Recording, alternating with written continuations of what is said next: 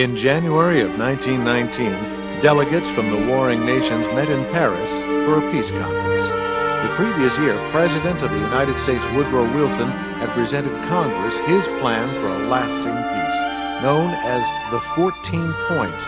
It included freedom of the seas, self-determination for several nations involved in the war, and the establishment of a League of Nations to keep the peace.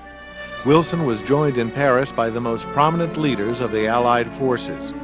At the conference, a new post-war Europe was created with the Treaty of Versailles. The Treaty of Versailles was especially harsh on Germany, who was held chiefly responsible for the war.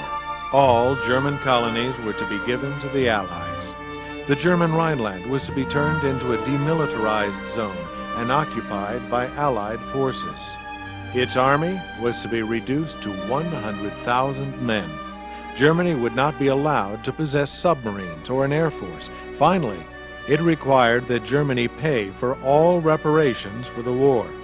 The peace terms were non-negotiable. Germany was given no choice but to accept this humiliating punishment. And so, on June 28, 1919, German and Allied delegates signed the Treaty of Versailles, marking the official conclusion to World War I. Out of the Treaty of Versailles came the formation of the League of Nations, which was based in Geneva, Switzerland. Although it provided a forum to settle international disputes, its flaws were quite apparent. The United States Senate, wishing to return to an age of isolationism, rejected the Treaty of Versailles. The United States never joined the League. Germany was not allowed to join until 1926, and by 1933, it had left on its own accord. Communist Russia was not allowed to join until 1934. With three of the world's most powerful countries not participating in the League, the international body lacked any real authority to enforce its policies. The post-war government of Germany, known as the Weimar Republic, faced growing discontent from its people over the peace terms of the Treaty of Versailles. There were communist uprisings, growing economic instability, and new political parties threatening their authority. One of these political parties was the National Socialist German Workers' Party, or Nazis, led by its extreme right-wing leader, Adolf Hitler. In 1923, an attempted coup by Hitler known as the Beer Hall Putsch failed in the city of Munich, and Hitler was arrested. While serving only 9 months of a 5-year sentence, Hitler wrote his autobiography entitled Mein Kampf, or My Struggle, in which he outlined future plans for himself and for Germany. By the mid-1920s, economic conditions in Europe and the United States improved dramatically. Germany's annual war reparations were reduced, and political stability within the Weimar Republic was sustained. But all of that changed in October of 1929 with the Wall Street crash in the United States. The Great Depression that followed was felt around the world, especially in Germany, where unemployment soared to unprecedented levels. Adolf Hitler, seizing a grand opportunity, turned popular discontent for the German government to his party's political advantage. Through propaganda, the Nazi Party gained a number of seats in the German parliament known as the Reichstag. In the 1932 national election, the Nazis garnered 40% of the popular vote. Hitler failed to win the presidency for himself, but since the Nazis were the largest single party in the Reichstag, President Paul von Hindenburg appointed Hitler Chancellor of Germany on January 30th, 1933. Seeking an absolute majority in the Reichstag, Hitler called for new elections. On the night of February 27th, the Reichstag building was destroyed by fire. Hitler and the Nazis put the blame on German communists trying to seize power. Hitler's government assumed emergency powers and banned the Communist Party from the Reichstag. When the new elections arrived, the Nazis failed to win an absolute majority.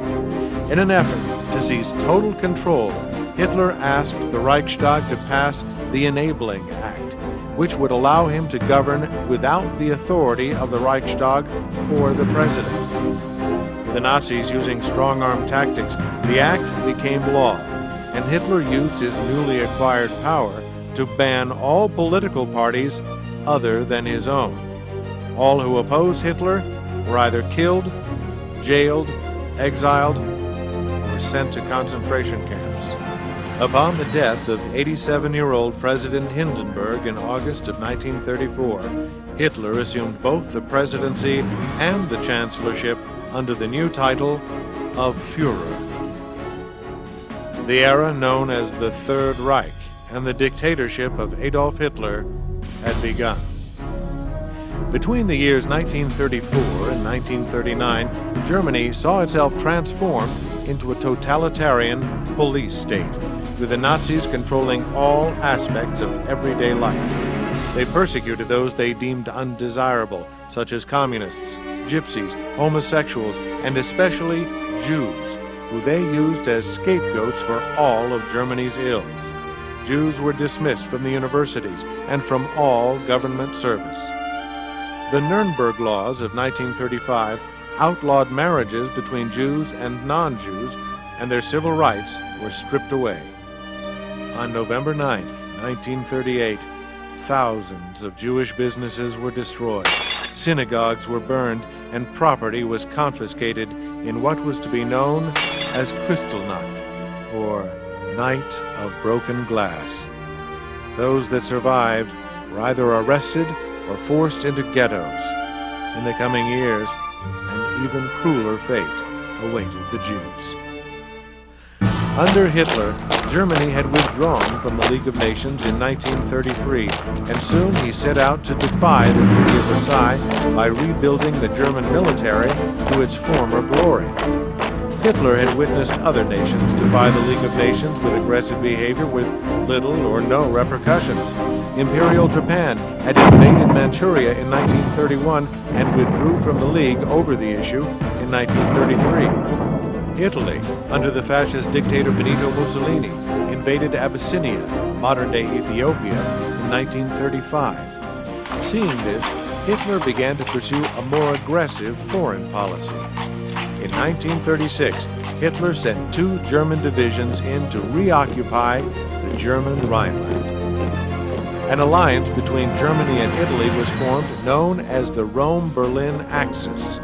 The year 1936 also saw Japan and Germany sign an anti-communist agreement known as the Anti-Comintern Pact. Italy joined the pact the following year, and by the end of 1937, it too had left the League of Nations. With the Rhineland back in German hands, Hitler set his sights on the annexation of Austria. The Austrian government had called for a plebiscite or referendum on the annexation, but leaving nothing to chance, Hitler ordered his troops to cross the Austrian border on March 12, 1938, the day before the referendum was to occur. Hitler himself entered the Austrian capital of Vienna the following day and was greeted by an enthusiastic crowd. Britain and France protested, but did nothing else to stop the Nazis. Hitler's next objective was Czechoslovakia. The Sudetenland was a region of Czechoslovakia that contained more than 3 million Germans. Hitler demanded that the region be united with Germany. The Czechoslovakian government protested and called on its allies for assistance in the matter. In September of 1938, British Prime Minister Neville Chamberlain flew to Germany for a series of meetings with Hitler to resolve the matter. At the Munich conference on September 29th, Chamberlain, trying to appease Hitler and avert a war, gave in to Hitler's demand, and the Sudetenland was given to Germany. Chamberlain flew back to Great Britain, where he proclaimed that he had secured peace in our time. But Hitler was still not satisfied. In March of 1939, the rest of Czechoslovakia was invaded by German troops, and Hitler began to focus on his next objective, Poland. Both Britain and France informed the Polish government that if Poland was attacked, they would declare war on Germany. Hitler, however, saw this as only a hollow threat.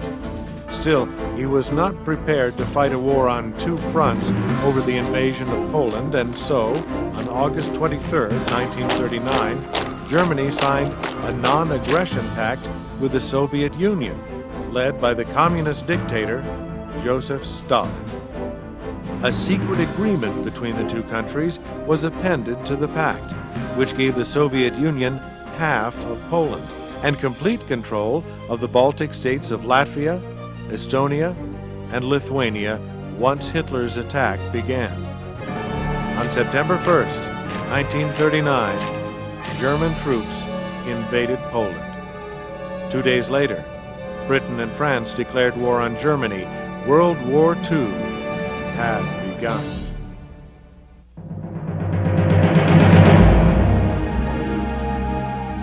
The invasion of Poland demonstrated to the world the full might of the German military machine. The German Blitzkrieg, or lightning war, swept across Poland with breathtaking speed and efficiency. Concentrated tank units known as panzers spearheaded the attack, with gull-winged dive bombers called Stukas attacking from the skies. The Nazis laid siege to the Polish capital of Warsaw with intense bombardment.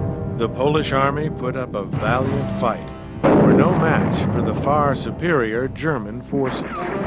On September 17th, the Soviet Union attacked Poland from the east. By the end of September, Poland had fallen, with Germany and the Soviet Union dividing the country between them. On November 30th, 1939, Soviet forces invaded Finland. The campaign was fierce and continued through the winter until an armistice was signed in March of 1940. The Soviets had won important defensive territory, but paid a heavy price in casualties. As a result of the invasion, the Soviet Union was expelled from the League of Nations. As 1939 drew to a close, the nations of Great Britain and France prepared to do battle against Nazi Germany.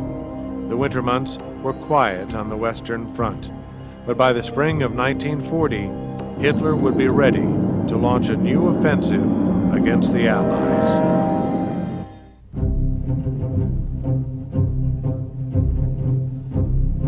On April 7, 1940, German troops invaded the countries of Denmark and Norway. Denmark surrendered at once, but Norwegian resistance lasted until June, when they finally capitulated. On May 10th, the Nazi war machine plunged into the neutral countries of Belgium, Luxembourg, and the Netherlands in an effort to attack France. Between World War I and World War II, a 250-mile-long series of heavily defended fortifications were constructed along the border between France and Germany. This was known as the Maginot Line. By going through the neutral countries, the Germans would be able to bypass the Maginot Line and attack France from northern Belgium. The brunt of the German attack on the Netherlands was in Rotterdam, where an intensive aerial assault by the Luftwaffe leveled the city.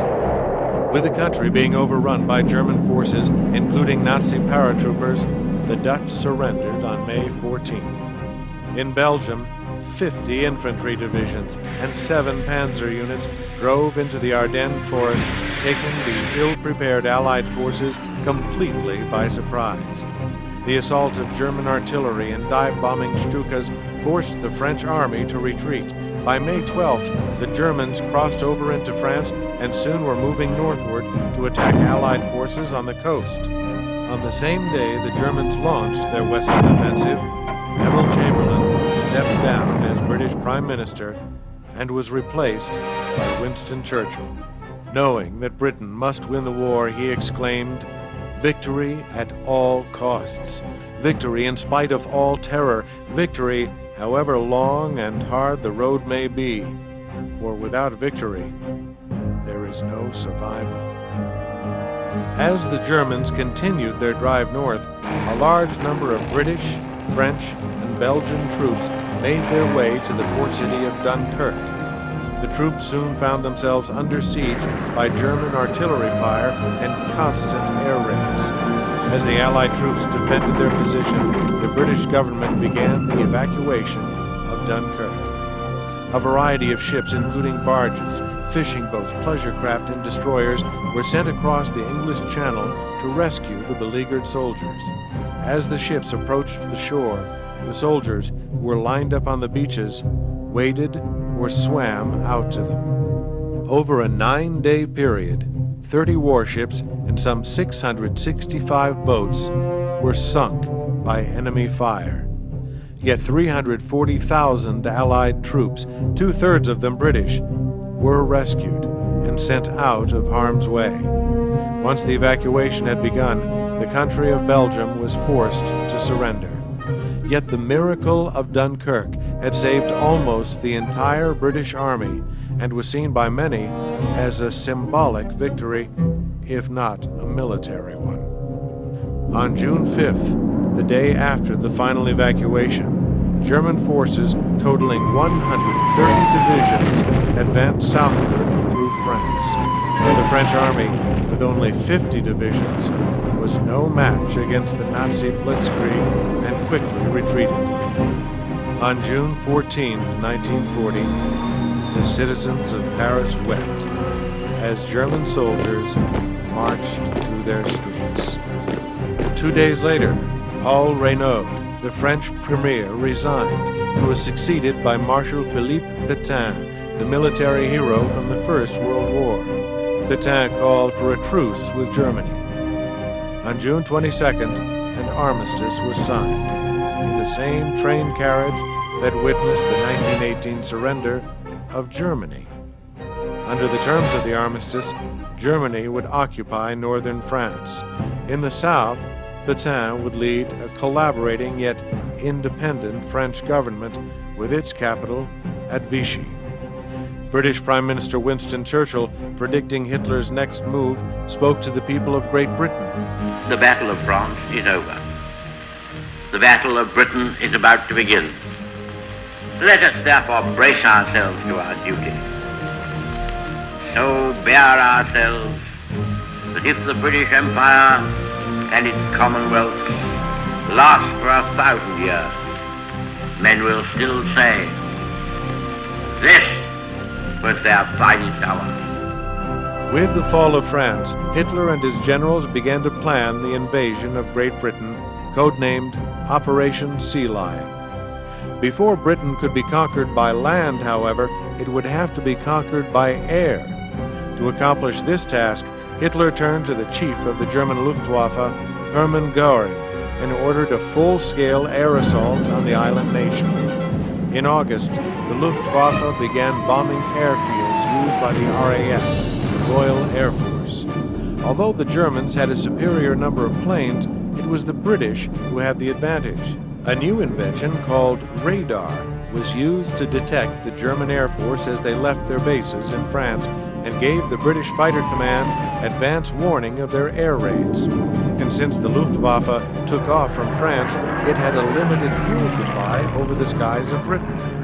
The Battle of Britain witnessed some of the fiercest dogfights in military history. The numerically inferior Royal Air Force fought gallantly and proved its mettle. The Luftwaffe lost 2 planes for every British plane it destroyed, but still, the Nazis' constant attacks were taking their toll on the RAF. On August 23rd, the Luftwaffe bombed London. 2 days later, the RAF retaliated and bombed the heavily defended German capital of Berlin. An infuriated Hitler ordered the Luftwaffe to stop its campaign against the RAF's airfields and begin a full-scale aerial assault of London. On September 7th, the Germans launched a major air attack the London newspapers dubbed the Blitz. The following week, on September 15th, an even heavier raid was launched against London, with the Germans sending in 200 bombers. The RAF launched an effective counterattack in stunning dogfights that pushed the enemy back across the English Channel. It was a crushing defeat for the German Air Force. Without sea or air superiority, Hitler announced that the invasion of Britain would be postponed. In a speech given in the House of Commons honoring the brave men of the RAF, Winston Churchill said, "Never in the field of human conflict was so much owed by so many to serve you. The Battle of Britain was over. Yet in the months that followed, the Luftwaffe continued to bomb the cities of England in destructive night raids. In the end, more than 40,000 British lost their lives in the bombings. On September 13th, Italian forces from Libya crossed the border into Egypt. A British counterattack was launched against the Italians on December 9th. The Italians were forced to retreat, and all Egyptian territory reclaimed at a cost of only 100 British casualties. On September 27th, Japan officially joined the Axis powers. In November, they were joined by Hungary, Romania, and Slovakia. Winston Churchill knew he needed help from the United States if Britain was to survive, but America had not involved itself with the war.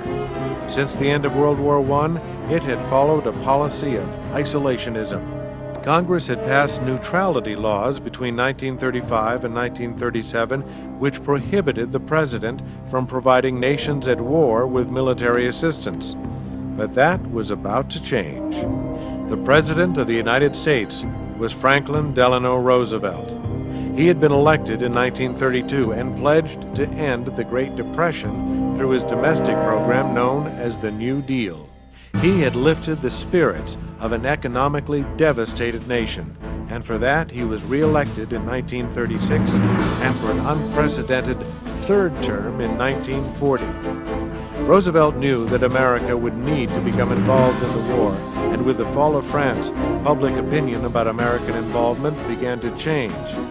He petitioned Congress to revise the Neutrality Acts so that Britain could receive assistance from the United States. Conscription was reintroduced to build up the armed forces. In his last fireside chat of 1940, FDR told the American people that the United States must be the great arsenal for democracy.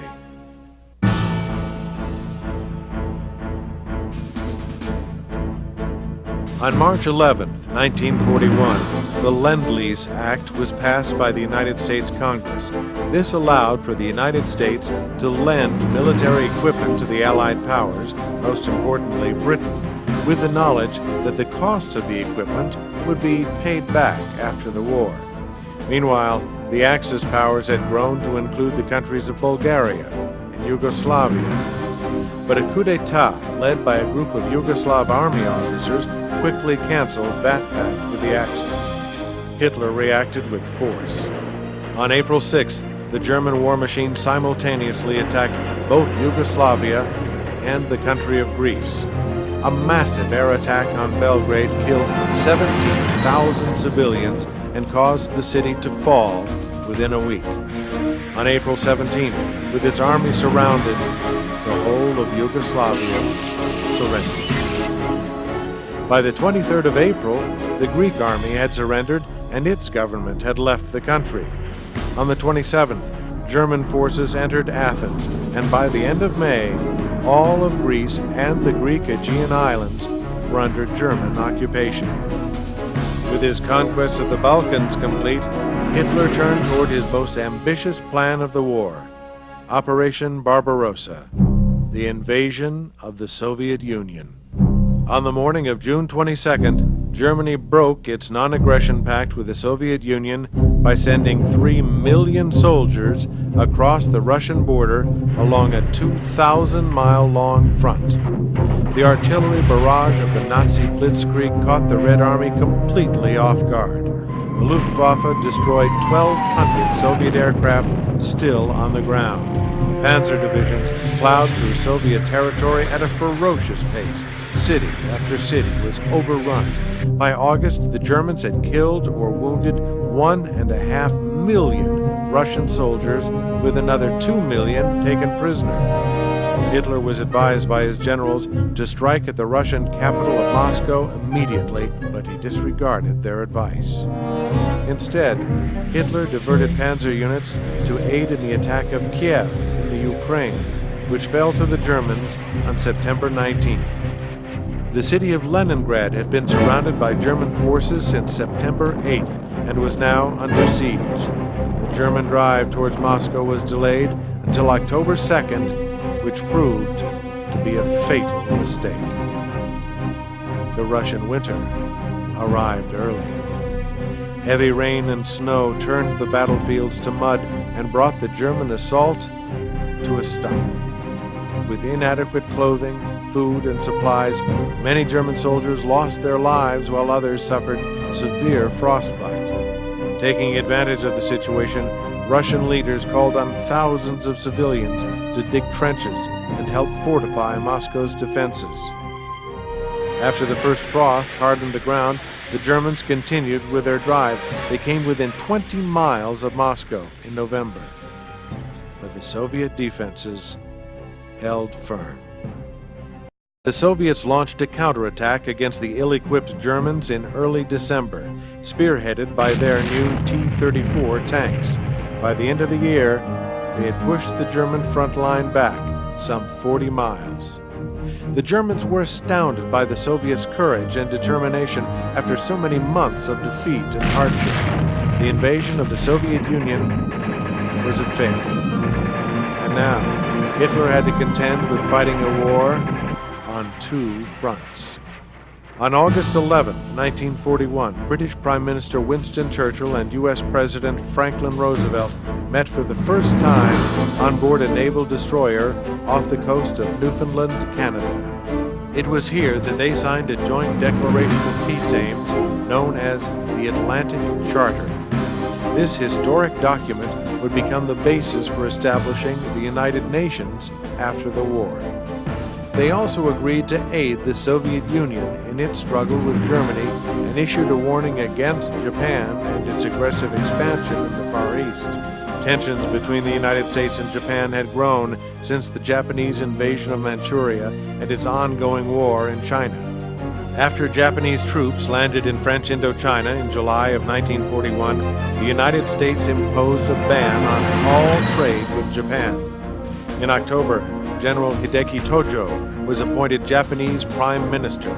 He called for an attack on the U.S. naval base at Pearl Harbor in Hawaii. Admiral Yamamoto, Commander-in-Chief of the Japanese Navy, was to plan the offensive.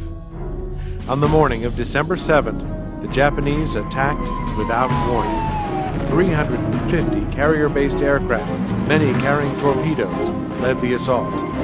Within the span of 2 hours, 18 warships were sunk or badly damaged, and hundreds of planes were destroyed.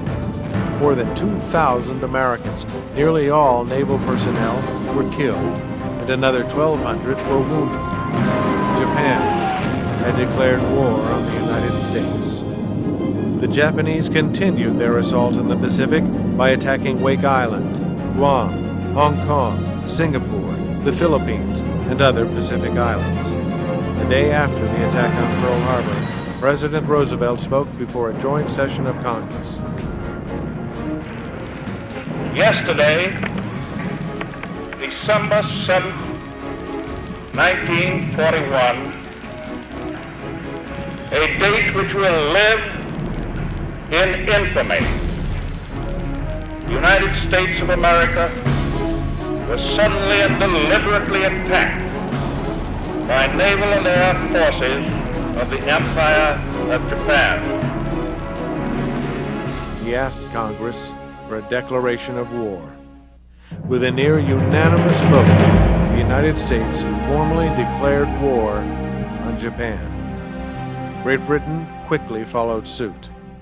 On December 11th, Germany and Italy declared war on the United States. As the year 1941 drew to a close, the war that had mostly remained a European conflict was stretching out to every corner of the globe.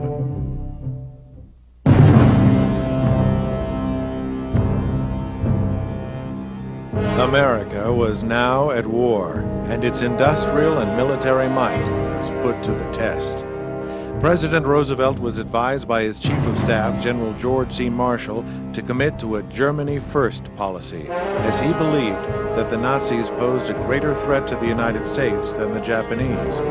Roosevelt agreed. The bulk of American forces would fight the Axis powers in Europe, while the U.S. Navy would concentrate on the Japanese, who were on the offensive in the Pacific. In February 1942, British Singapore fell to Japanese forces, and by March, they had occupied the Dutch East Indies. Japan had begun their attack of the Philippines in December of 1941. Most of their aggression was focused on Luzon, the largest of the islands in the Philippines. By January 2nd, 1942, the capital of Manila had been taken. The commander of the American Filipino forces, General Douglas MacArthur, had ordered the evacuation of his troops to Corregidor, an island fortress in Manila Bay, and the Bataan Peninsula in western Luzon. As the Japanese closed in, President Roosevelt ordered General MacArthur to leave with his staff for Australia, leaving General Wainwright to command the Allied forces in the Philippines. When MacArthur arrived in Australia, he vowed to the people of the Philippines, "I shall return." The remaining American and Filipino forces on Bataan surrendered to the Japanese on April 9th. The Japanese decided to march the 76,000 prisoners to holding camps 60 miles away under the blazing tropical sun. For 6 days, the men were forced to march without food or water while the Japanese guards tortured and brutalized them. By the time they had reached the camps, more than 22,000 prisoners had died in the Bataan Death March. Resistance in the Philippines ended with the Allied surrender of Corregidor on May 6th.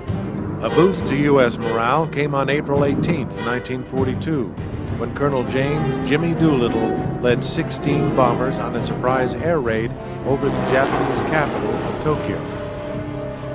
More determined than ever to destroy the remainder of the American fleet, Admiral Yamamoto and his staff planned for another surprise attack. Midway Island, at the far western tip of the Hawaiian chain, was of great strategic importance. It could be used as a bomber base for the United States against Japan. If captured, it could be used as a base for Japan to attack the west coast of the United States. The Japanese assembled a gigantic naval fleet, which included 11 battleships, 8 aircraft carriers, and more than 700 fighter planes and bombers. Admiral Chester W. Nimitz, Commander-in-Chief of the U.S. Pacific Fleet, had a smaller fleet, which included 3 carriers and 350 aircraft. Yet the Americans had an ace up their sleeve. They had deciphered the Japanese radio messages concerning the surprise attack and decided to launch a surprise attack of their own. On the morning of June 4th, U.S. dive bombers destroyed 3 of the Japanese carriers in one 5-minute strike, with a 4th sinking later in the day. Yamamoto called off the invasion of Midway and ordered a general retreat on the following day. It was a stunning victory for the Americans and a crushing defeat for the Japanese.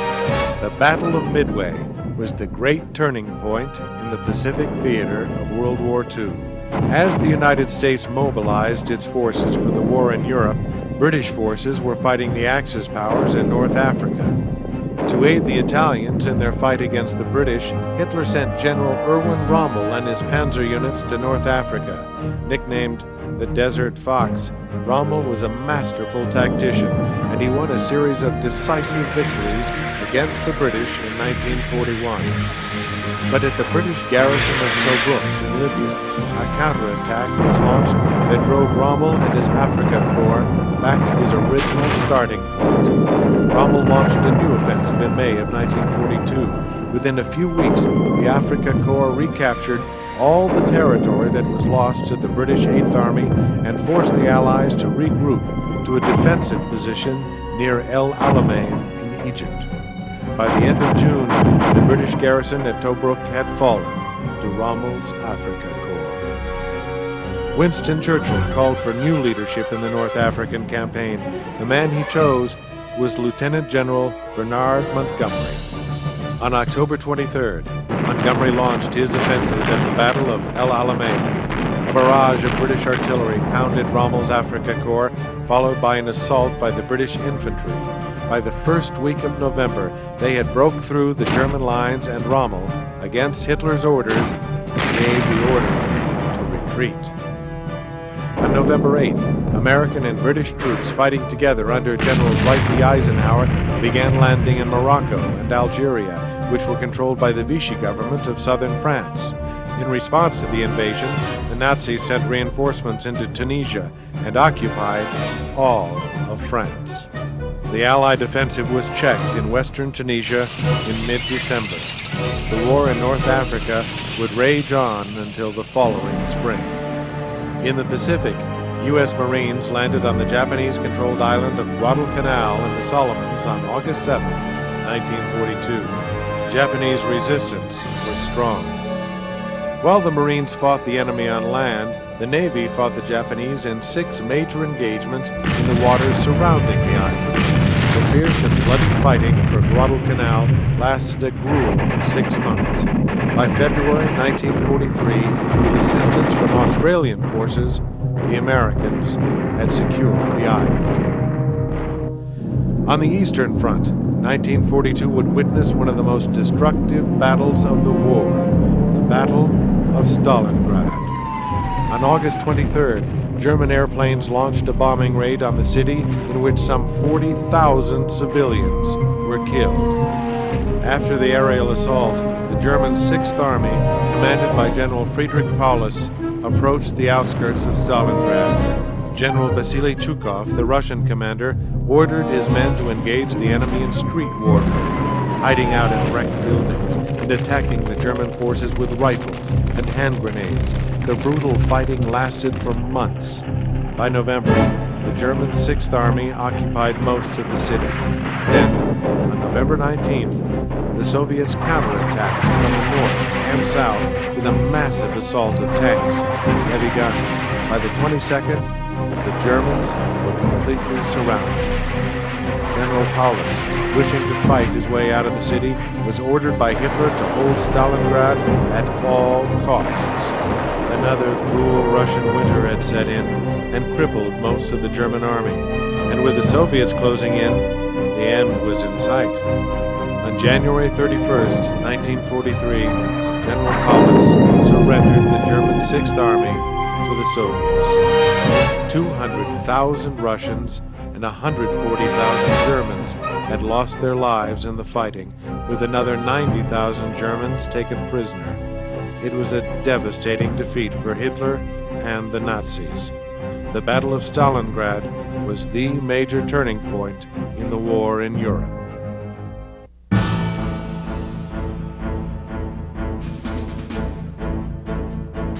In the North Africa campaign, Rommel launched a counterattack in southern Tunisia on February 14th that pushed back the Americans 50 miles and out of the vital Kasserine Pass. As he tried to break through into Algeria, he was met with heavy Allied resistance. Hitler recalled Rommel in March as the Americans and British closed in around the African Corps. By the middle of May, what was left of the German and Italian forces surrendered in Tunisia. The North African campaign was over. On July 10, 1943, Allied forces stormed the beaches on the island of Sicily. Led by British General Montgomery and American General George S. Patton, their armies pushed across the island. By mid-August, they had secured the island, with most of the German army retreating to Italy. With the defeat of the Italians in North Africa and Sicily, Benito Mussolini was stripped of his power and imprisoned. He was later rescued by the Germans in a daring parachute raid. The Italian government signed a secret armistice with the Allies on September 3rd, which was made public on September 8th. In the meantime, German forces rushed into Italy and made their former partners their captors. In early September, the Allies began their invasion of Italy. By the end of the year, their advance northward had stopped at the Gustav Line, a defensive position the Germans had constructed that stretched between Naples and Rome. The war in Italy had reached a stalemate. On November 26th, the Big Three, Roosevelt, Churchill, and Stalin, met in Tehran to discuss Operation Overlord, the Allied invasion of Western Europe. General Dwight D. Eisenhower was chosen as Supreme Commander of the Allied Expeditionary Force in Western Europe. Stalin pledged that the Soviet Union would declare war on Japan once Germany was defeated. Operation Overlord would mark the beginning of the end for Hitler and the Third Reich.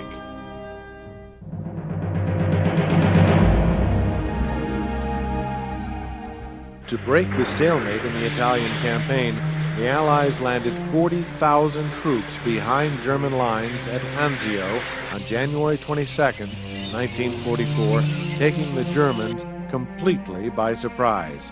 The Allied commander, General John P. Lucas, hesitated to advance towards Rome due to a lack of supplies. This in turn allowed the Germans to send reinforcements into the region, trapping the Allied forces for the next 4 months. Trying to break through the Gustav Line in the south, Allied troops focused on the capture of the German stronghold at Monte Cassino. From January to April, they assaulted the town with little result. The ancient monastery that had sat atop the summit for 1,000 years was reduced to rubble by an Allied air attack. In May, a final offensive was launched to take the town. The advance was led by thousands of Polish soldiers who had escaped their homeland in 1939 to join the Allied cause.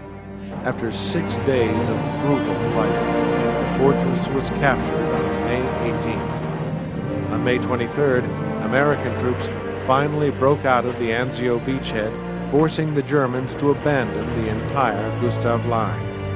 The Allied armies entered the Italian capital of Rome on June 4th to the sounds of cheering crowds. Rome had been liberated. France was next. The plan for Operation Overlord called for the Allies to invade France on the coast of Normandy. 2 American divisions would land at beaches codenamed Omaha and Utah.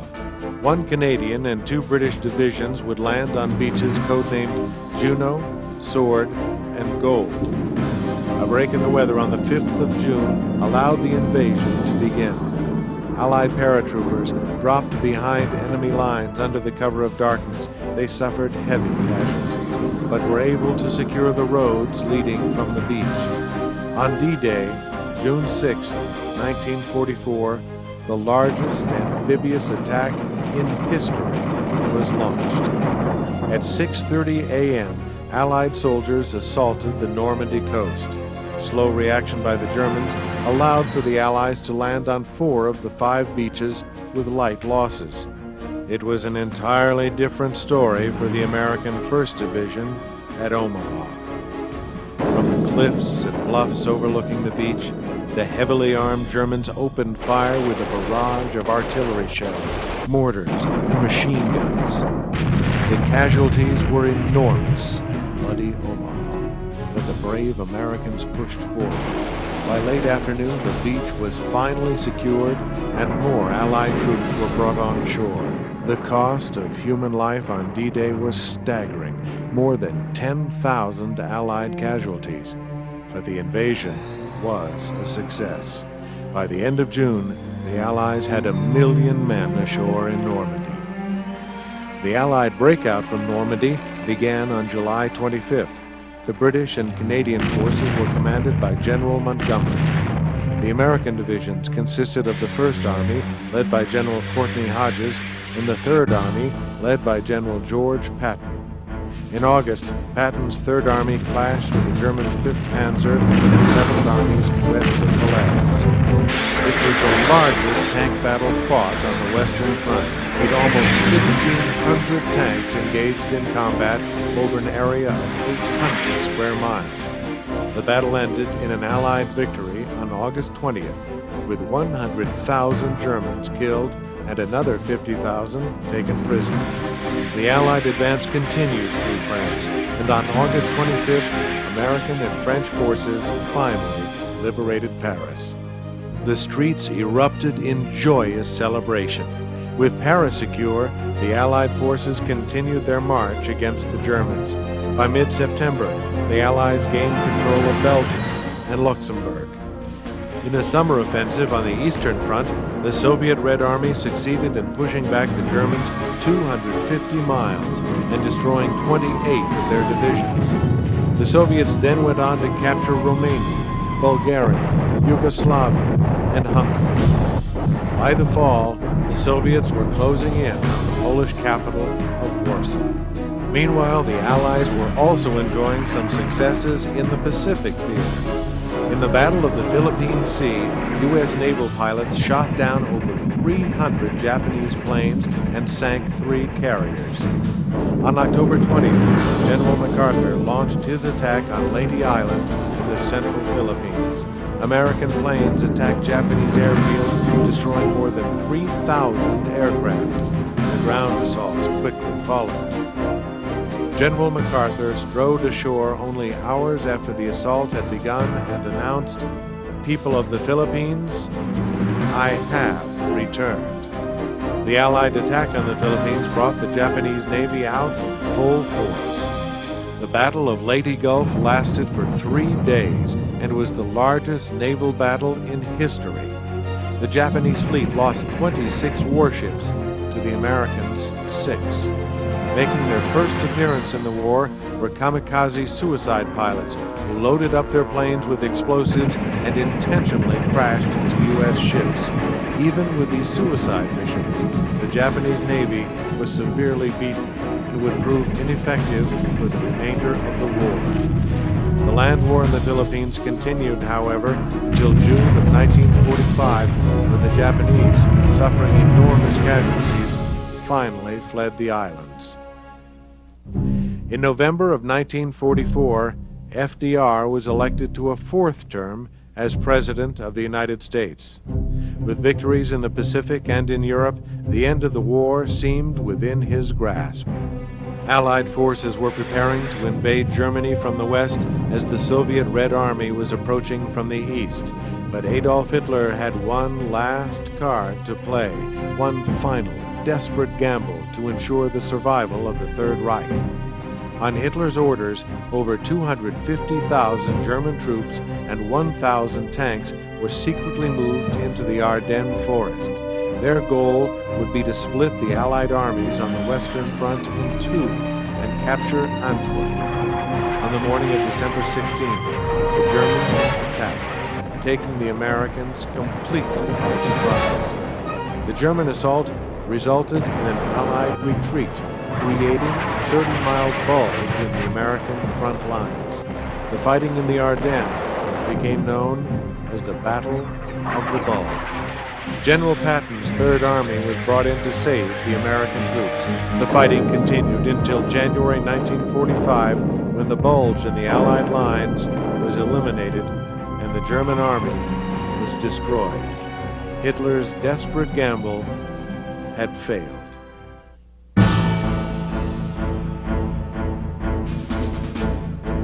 On January 12th, the Soviets renewed their offensive in Poland. By the 17th, they had captured Warsaw. By the end of the month, they had crossed the Polish-German border and were only 35 miles away from Berlin when their drive was stalled at the Oder River. On February 4th, the Big Three, Roosevelt, Churchill, and Stalin, met once again, this time at Yalta in the Ukraine. Stalin agreed to enter the war against Japan within 3 months after the German surrender in return for territorial concessions in the Far East. They signed the Yalta Declaration on Liberated Europe, in which the Allies set forth their agenda for post-war Europe. Roosevelt and Churchill were forced to concede much of Eastern Europe, most importantly Poland, to the Soviet Union. Back on the Western Front, the Allies were preparing to cross the Rhine River.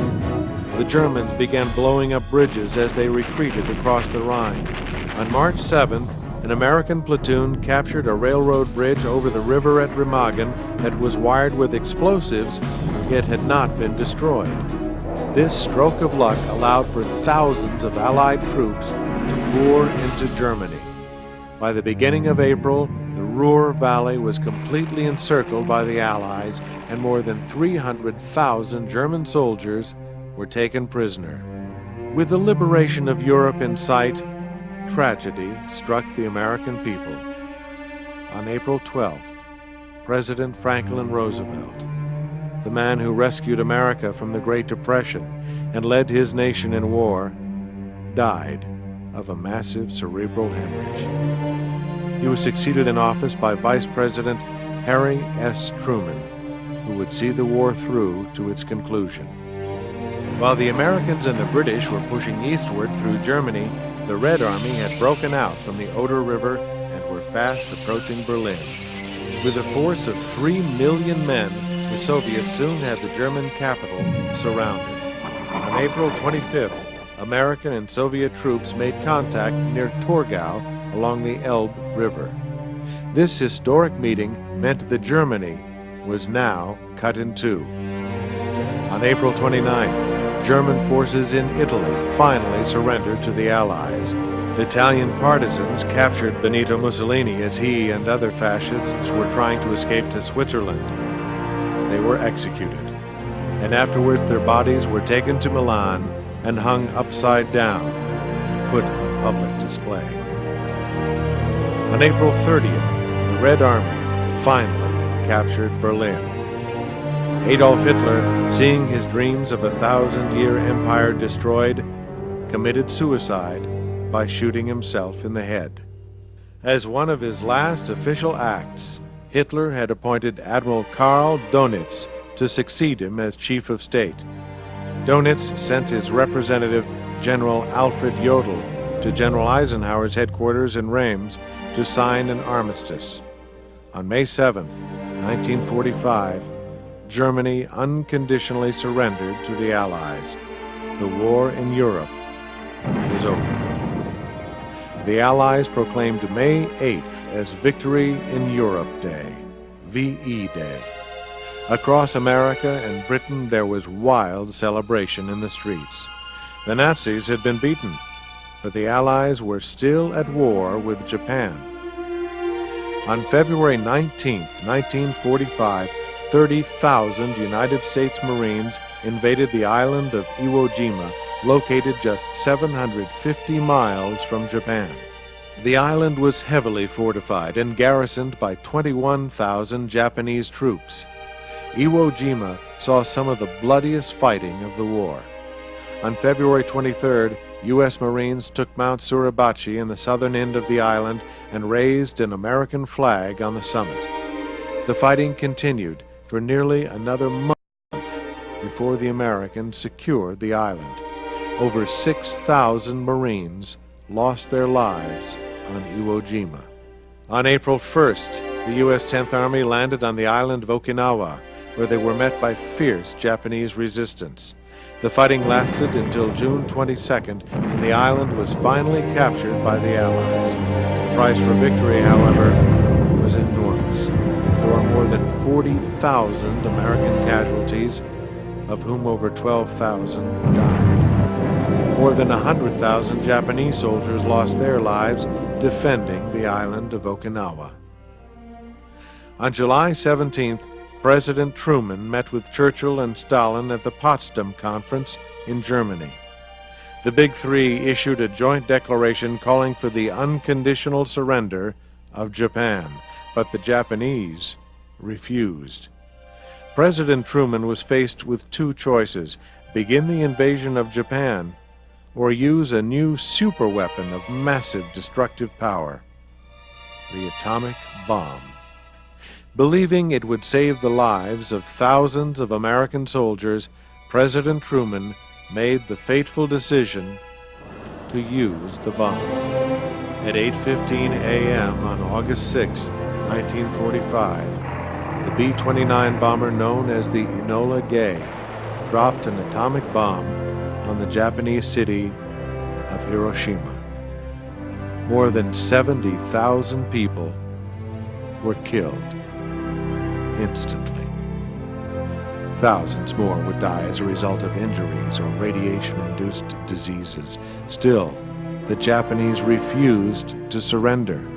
On August 9th, a second atomic bomb was dropped on the Japanese city of Nagasaki, killing more than 35,000 people. On August 15th, Emperor Hirohito of Japan announced to his people the surrender of Japan to the Allies. On September 2nd, 1945, the formal surrender was signed in Tokyo Bay aboard the USS Missouri. Leading the Allied delegation was General Douglas MacArthur, who would later become the military governor of occupied Japan. World War II, the most destructive war in history, was finally over.